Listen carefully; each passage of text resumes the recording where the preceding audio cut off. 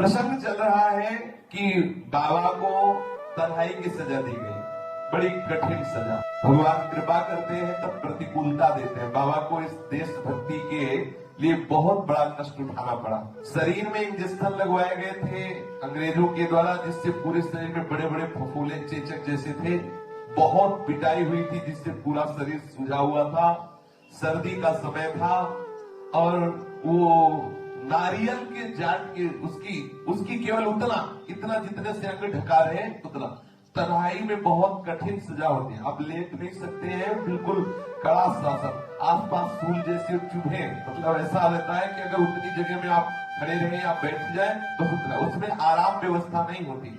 ऐसी तन्हाई कोठरी में अकेले चक्रधर जी को बड़ा भयानक कष्ट सहना पड़ रहा था। अंग्रेजी शासकों ने कितना सताया, भारतवासियों को जान भी नहीं सकते। बाबा कभी कभी बोलते थे जब गीता वाटिका में, कितनी कठोर यंत्रणाएं सहनी पड़ी।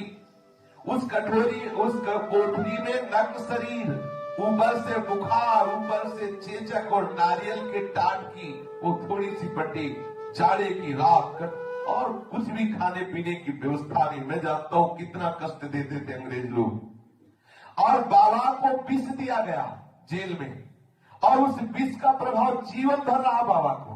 पूज्य राधा बाबा को वहां जेल में विष दिया गया। बाबा को पता नहीं, विष की प्रतिक्रिया स्वरूप उनके मुंह के भीतर घाव हो गया। जेल से बाहर आने के बाद बाबा ने बताया कि वैद्य को जब घाव दिखाए गए तो पता चला कि ये जहर देने से है। और ऐसा कितने भारतीय नौजवानों को था। उस घाव को देखकर उन वैद्यराज ने बताया कि ये विष है, विष पवाने से ये ऐसे घाव हो जाते हैं। बाबा ने भावी जीवन में पुस्तकों के आधार पर अपनी प्राकृतिक चिकित्सा स्वयं ही की।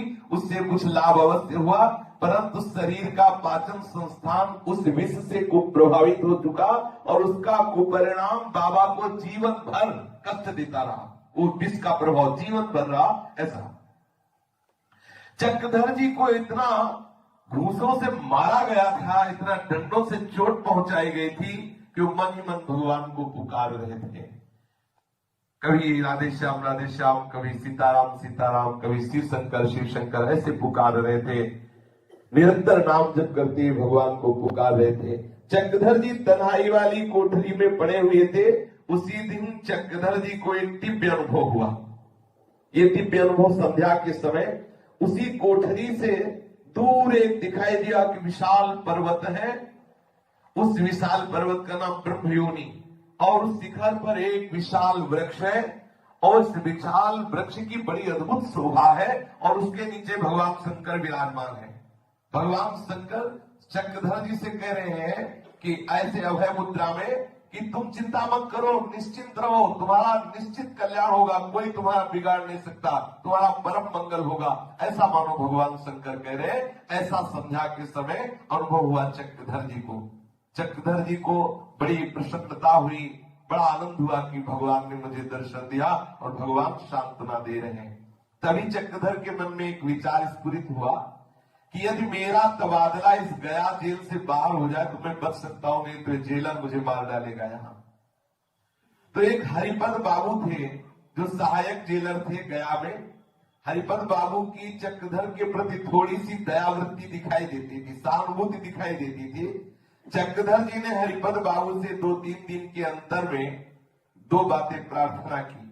चक्रधर जी ने पहली बात कही कि नारियल का टाट चेचक ग्रस्त शरीर को बहुत कष्ट दे रहा है, इसे बदला दिया जाए। हरिपद बाबू ने कहा किसी बड़े अधिकारी की आज्ञा के बिना ये बदला देना मेरे बस की बात नहीं, मैं प्रयास करूंगा। अगले दिन जेल का कोई बड़ा अधिकारी जेल निरीक्षण में घूम रहा था। हरिपद बाबू ने अधिकारी से चक्रधर के लिए कहा कि इसको बहुत कष्ट है, बड़े बड़े चेचक हैं, नारियल का टाट बदलवा दे क्या। आशा तो नहीं थी। इसके बाद भी चक्रधर ने कहा था। चक्रधर के ऐसा कहते श्री हरिपद बाबू ने बड़े अधिकारी से कहा कि देखो आप देख लो, इसको बहुत चेचक है, बहुत बीमार है, बीमारी के कारण थोड़ी तो रियायत मिलनी चाहिए, ये लड़का बहुत कष्ट सह रहा है। चक्रधर के अनुरोध का हरिपद बाबू ने अनुमोदन किया। उस अधिकारी को बात जच गई। अधिकारी ने नारियल के टाट को बदला देने की स्वीकृति दे दी। इस स्वीकृति के ओट में हरिपद बाबू ने चक्रधर को बहुत सी सुविधाएं और प्रदान कर दी। 2-3 दिन के अंतर पर चक्रधर ने हरिपद बाबू से हाथ जोड़ के कहा कि यदि जहां हमारे भारतवासियों को कैंप जेल में बंद किया गया है, अगर मुझे यहां से हटा दो तो मेरा जीवन बच सकता है, नहीं ये जो अंग्रेज अधिकारी है मुझे मार डालेगा। कैंप जेल में केवल राजनीतिक बंदी ही रहा करते थे। सन 1930 ईस्वी में महात्मा गांधी ने पूर्ण स्वराज्य की प्राप्ति के लिए सविनय अवज्ञा आंदोलन प्रारंभ किया था। दांडी नामक स्थान के पास समुद्र तट पर समुद्र जल से नमक बना करके उन्होंने अंग्रेजी सरकार को चुनौती दी थी, जिसे नमक आंदोलन कहा जाता था। देशभक्ति की भावना जनमानस में इतनी अधिक उमड़ पड़ी थी कि सारे देश में अंग्रेजी सरकार के विरुद्ध प्रदर्शन होने लग गए। गांधी जी सहित प्रमुख नेता जेल में बंद कर दिए गए। इतना ही नहीं, स्थान स्थान पर अनेक लोग बंदी बना लिए गए। इन राजनीतिक बंदियों की संख्या इतनी अधिक थी कि इनके लिए कैंप जेल खोलने पड़े। कैंप जेल में राजनीतिक बंदियों के साथ वैसा दुर्व्यवहार नहीं होता था जैसा इस गया जेल में होता था। तबादले की बात सुनते हरिपद बाबू ने कहा, यह तो हो ही नहीं सकता। तुम्हारे कार्ड में एक नहीं दो बातें उस अंग्रेज अधिकारी ने लिखी। पहला, कार्ड पर जिसके नोटोरियस अर्थात कुख्यात और पनिशमेंट अर्थात दंड, ये 2 शब्द विशेष रूप से लिखे हुए होते हैं, उनका तबादला मेजर वर्ग होने ही नहीं देता। जब जब ऐसे कैदियों के तबादले की बात आती है तो मेजर वर्ग तुरंत कहता है कि इस कैदी के सिर पर तो देशभक्ति का भूत सवार है और इसको मैं यहां से कैसे जाने दे सकता हूं। जब तक मेजर वर्ग का हस्ताक्षर नहीं होगा तब तक तबादला हो नहीं सकता। हस्ताक्षर के बाद 3 जांचें होती हैं। पहली बात, स्वयं मेजर वर्ग उन कैदियों को पंक्ति में खड़ा करता है जिनका तबादला होता है। एक कैदी का निरीक्षण करता है और जब वो पास कर देता है तब दूसरी बार उसे अलग बैरक में रखा जाता है। फिर सहायक जेलर आता है, उसकी जांच करता है। प्रातःकालीन जालीदार लारी में कैदियों को बैठाने के पहले जेलर का वार्डर जांच करता है। ये 3 जांचें होने के बाद स्वीकृति मिलने पर उसे इस जेल से फिर वहां भेजा जाता है और ये बहुत कठिन है। चक्रधर ने विनय पूर्वक हरिपद बाबू से कहा, ये मैं सब समझ रहा हूं, मेजर वर्ग की कड़ी दृष्टि मेरे प्रति है, उसको देखते हुए तबादले की कोई संभावना नहीं है, पर फिर भी मैं भगवान से प्रार्थना करता हूं तुम कोई तो प्रयास करो। अगर यहां आते मार डालेगा, मैं चाहता हूं कि एक बार मेरा जीवन बच जाए तो मैं भगवान का भजन करूंगा। अब ये सब नहीं, एक बार मेरा जीवन बच जाए तो मैं भगवत साक्षात्कार करूंगा। एक बार मेरा कार्ड जेलर साहब के सामने आप रखिए तो सही। हरिपद बाबू ने कहा, कुछ कैदियों को कैंप जेल में तबादला होने वाला है, उनके साथ में तुम्हारा कार्ड रख दूंगा। यदि अपनी धुन में कोई भगवान की ऐसी कृपा आई कि वो मेजर वर्ग ने हस्ताक्षर कर दिया तो ठीक, अगर पूछ बैठा कि ये कार्ड किसका, पता चला चक्रधर मिश्र का, तो वो तुमको तो मारेगा है ही और वो मेरे को भी कष्ट दे सकता है। बिल्कुल पक्का ऐसा है। और मैं यही बोल दूंगा कि sir it is by mistake, ये मुझसे भूल हो गई, मैं ऐसा बोल दूंगा। हरिपद बाबू ने वो कार्ड मेजर वर्ग के सामने रखा और वो पता नहीं किस धुन में हुआ, चक्रधर जी की भगवत प्रार्थना के उसने देखा ही नहीं, केवल हस्ताक्षर करता चला गया। ये बड़ा आश्चर्य हुआ हरिपद बाबू को भी कि इसने देखा ही नहीं कि किस किस का नाम है और हस्ताक्षर कर दिया है। बिल्कुल भगवत प्रार्थना से हुआ।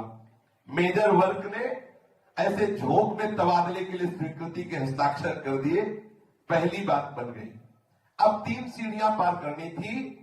इस हर एक सीढ़ी को गहरी खाई समझ लीजिए, जिसे पार करना महा कठिन था। जिन जिन कैदियों का कैंप जेल में तबादला होना था वे सारे कैदी एक पंक्ति में खड़े किए गए। पंक्ति के हर कैदी का निरीक्षण करने के लिए मेजर वर्ग स्वयं आता। मेजर वर्ग के साथ हरिपद बाबू भी थे। हरिपद बाबू ने देखा कि चक्रधर जी अंतिम छोर पर खड़े हैं। मन ही मन सोचने लगे कि बस जहां इसकी दृष्टि पड़ी मेजर वर्ग की टूट पड़ेगा चक्रधर जी पर, जाने की तो बात दूरी बहुत मारेगा। वो घबरा रहे थे अंदर से, दस्तखत तो इसने कर दिए पर जाने नहीं देगा, मारेगा, निश्चित मारेगा। ये इसलिए कि मेजर वर्ग अच्छी तरह से जानता है कि चक्रधर उसका विरोध करने वाला है। केवल छटनी ही नहीं, वो क्रोधाग्नि से भवक हो सकता है, वो खून पी ले, हो सकता है वो प्राणलेवा मिलिट्री बूटों के नीचे चकनाचूर कर दे चक्रधर को, हो सकता है तड़पते तड़पते हमारे सामने ही चक्रधर को मरना पड़े। अब क्या करें, घबरा रहे थे हरिपत बाबू। मेजर वर्ग एक एक कैदी के सामने खड़ा होता, देखता, ठीक है, आगे बढ़ता। ज्यों ज्यों वो चक्रधर की ओर आगे बढ़ रहा था तो चक्रधर जी के भी मन में निराशा बढ़ती चली जा रही थी। इतना ही नहीं, चक्रधर जी सोच रहे थे कि मुझ पर अब जो बीतेगी बीतेगी, मेरे कारण हरिपत बाबू को भी पिटना होगा और नौकरी छोड़नी होगी। अन्य राजनीतिक बंदियों को तथा वार्डरों को भला क्या पता कि चक्रधर तथा हरिपत बाबू के भीतर विचारों का कैसा भीषण तूफान उठ रहा है। अब चक्रधर जी के पीछे केवल 3 कैदी रह गए आगे, और वो चेक करता हुआ अधिकारी आगे बढ़ा, कदम पे कदम बढ़ाता हुआ। जे भी चक्रधर जी के बगल में आया, उनके दिल की धड़कन बढ़ गई कि अब तो बस देखते ही टूट पड़ेगा। वो इतना नाराज रहता था इनके ऊपर। चक्रधर के बगल वाले कैदी के सामने जे भी मेजर वर्ग खड़ा हुआ, चक्रधर जी भगवान से प्रार्थना कर रहे हैं, भगवान मुझे मुक्त कर दो इस संकट से, मैं आजीवन आपका भजन करूंगा, कभी अब इस प्रपंच में नहीं फंसूंगा। बड़ी धड़कन बढ़ रही थी चक्रधर जी की। ये देखो भगवत कृपा ही होती, इसीलिए बहुत जोर का वैराग्य बाबा का हुआ। ये सब कष्ट प्राप्त किए ना, मन में आ गया दुख में संसार। भगवान गीता जी में कहते हैं, जन्म मृत्यु जरा व्याधि दुख दोषानुदर्शनम, जन्म और मृत्यु और दुख और शोक रोग व्याधि, इनका चिंतन करो कि कितना भयानक कष्ट होता है, तो तुम्हें संसार से वैराग्य होगा। उसी समय बड़े जोर का धमाका हुआ। ये भी मेजर वर्ग के कदम चक्रधर जी के पास आने ही वाले थे कि कार्यालय में बहुत जोर का धमाका हुआ। ऐसा लगा किसी ने बम फोड़ दिया, एकदम भगदड़ मच गई।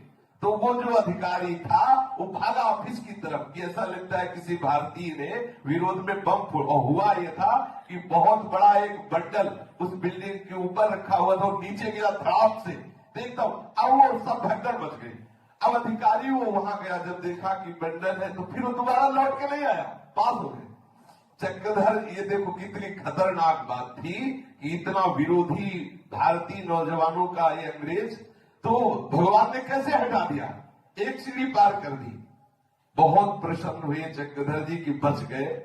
अब उसकी जांच से, क्योंकि दस्तखत तो पहले ही उसके हो गए थे, अब उसकी जांच में यही रह गए थे, बंडल गिरने से, आवाज होने से वो भाग के उधर गया, तो लौट के जांच करने नहीं आया। चक्रधर और चक्रधर के साथ हरिपत बाबू ने भीतर भीतर ठंडी की सांस ली। अभी तो 2 सीढ़ियां और पार करनी थी। तबादले वाले सारे कैदियों को एक अलग बैरक में भेज दिया गया। इस बैरक के इन कैदियों की जांच का कार्य सहायक जेलर को सौंपा गया। ये जांच सूर्यास्त के बाद रात को होती थी। जांच के कुछ पूर्व उस सहायक जेलर को इतनी जोर से पित्ताशय में भीषण दर्द हुआ कि उसने हरि बाबू से कहा कि हरिपत बाबू तुम ही जांच कर लो, हम तो अस्पताल जा रहे हैं। भगवान बड़े कृपालु। दूसरी जांच में वो तो जो जांच करने वाला था उसके पित्ताशय में इतना दर्द हुआ कि आया नहीं जांच करने, उधर ही चला। हरिपत बाबू तो थे ही इनको मुक्त कराने के लिए। बची तीसरी सीढ़ी। तीसरी जांच करने में जेल के बड़े बड़े वार्डर आते और वो जांच करते। सूर्योदय के पहले इन कैदियों को जेल से निकालकर जालीदार गाड़ी में चढ़ाया जाता। ये गाड़ी पुलिस की होती, विशेष प्रकार से सुरक्षा से बनाई गई थी। पुलिस के कड़े पहरे के अंदर कैदियों को एक स्थान से दूसरे स्थान में ले जाया जाता। तीसरी जांच के समय खड़ा वो वार्डर चक्रधर के पिताजी का जजमान निकला। उसने जब देखा कि अरे चक्रधर जी को भी यहां से मुक्त किया जाता है, तो उसने सोचा कोई रोक न ले, तो सबसे पहले चक्रधर जी को पकड़ा और बहुत डांटता हुआ रोज का नाटक करते हुए धक्का देके गाड़ी में चढ़ा दिया, कहीं कि कोई जांच दूसरी वार्डर न कर बैठे जो चक्रधर जी को रोक ले। तो सबसे पहले ऐसे ही किया, खूब गुस्सा दिखाते हुए चक्रधर जी को पकड़ा, धक्का मार के पहले गाड़ी में उन्हीं को चढ़ा दिया। चक्रधर जी की सांस में सांस आई कि बच गए, जीवन बच गया। भगवान शंकर की कृपा से चक्रधर की जांच की तीनों ये कठिन सीढ़ियां सरलता पूर्वक पार हो गई। अब श्री चक्रधर जी को कैंप जेल में ले गए। कैंप जेल में अपने देश के जो अंग्रेजों से मुक्त कराने वाले सब नौजवान राजनीतिक नेता सब वहां थे। सारांश में बता रहे हैं कि वहां जो सेवा करने के लिए अंग्रेजों की तरफ से आते तो बहुत दुर्व्यवहार करते थे।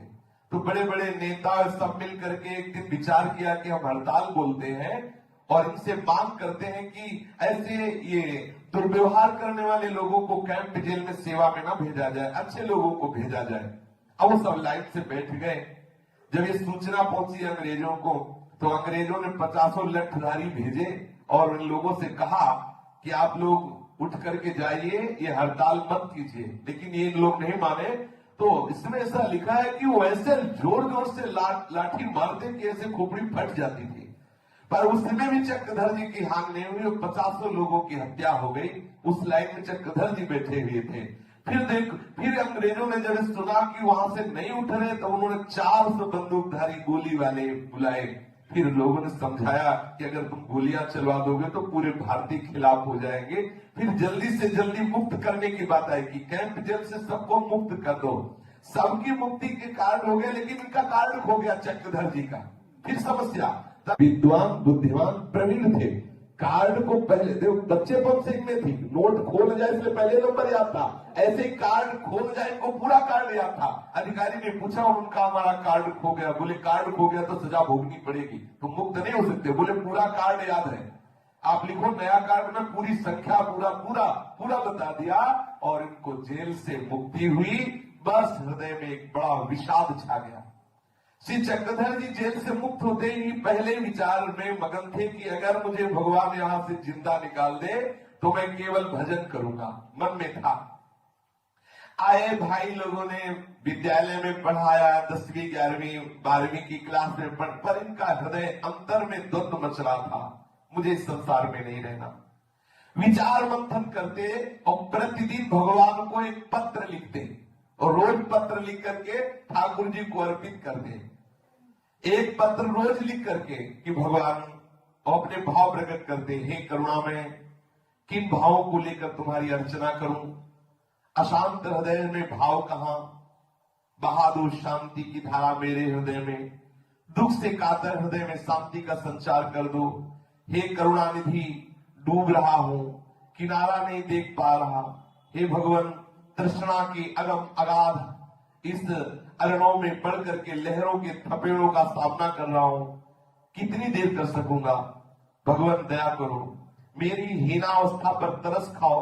हे प्रणत बाल, अपनी करुणा की कोर कर दो, मेरी नाव इस संसार से बाहर कर दो। हे विभो, मेरी नाव पार कर दो, किनारे तुम ही लगा सकते हो, तुम्हारे सिवा मेरा कोई नहीं है। अज्ञान के अंधकार में पड़ा हुआ हूं, तुम्हारी ज्योति का संचय मैंने आज तक किया है। हे करुणा में, हे अदम उदाहरण, अंत में कातर होकर के मैं तुम्हारी शरण में आया हूं, मुझे स्वीकार कर लो। बाबा ऐसे पत्र लिखते। उन दिनों के भाव यदा कदा व्यक्त भी करते। मेरे जीवन समस्या की तो एक ही मीमांसा है, अब मैं ईश्वर प्राप्ति करूंगा, दूसरा कुछ नहीं। दृढ़ निश्चय हो गया बाबा को। ये जेल की भयानक यंत्रणा, ये सब दुर्दशा देखकर विचार किया, अब इस मनुष्य जीवन का लक्ष्य केवल भगवत प्राप्ति। यदि इस जीवन में मैं श्री कृष्ण की प्रत्यक्ष प्राप्ति नहीं कर सकूंगा तो मेरा जीवन व्यर्थ चला जाएगा, एक बोझा होगा ये मनुष्य जीवन, भार होगा जीवन। यदि भगवत प्राप्ति हो गई तो अमृत होगा जीवन। किसी भी बात की सत्यता उसकी प्रत्यक्ष उपलब्धि पर ही प्रतिष्ठित है। बिना ईश्वर का प्रत्यक्ष अनुभव किए मैं अपने जीवन को कैसे सत्य मान लूं? जब तक मेरे स्वयं का ऐसा अनुभव नहीं हो, ईश्वर के संबंध में मेरा विश्वास पर्वत के समान दृढ़ कैसे हो पाएगा? क्या ईश्वर को मैं देख सकता हूं? जो परम सत्य है उसका स्वरूप कुछ भी हो, मुझे उसकी प्रत्यक्ष उपलब्धि इसी जीवन में अवश्य अवश्य करनी है। देखो दृढ़ निश्चय, ये इसीलिए कहते हैं विपत्ति दुख बहुत बड़ी कृपा होती है। बाबा को बस एक ही बात लग गई, अब मुझे भगवत प्राप्ति करनी है, अब मुझे भगवत साक्षात्कार करना है। संसार जितना प्रत्यक्ष प्रतीत होता है उससे कहीं अधिक प्रत्यक्ष मुझे परमात्मा को करना है।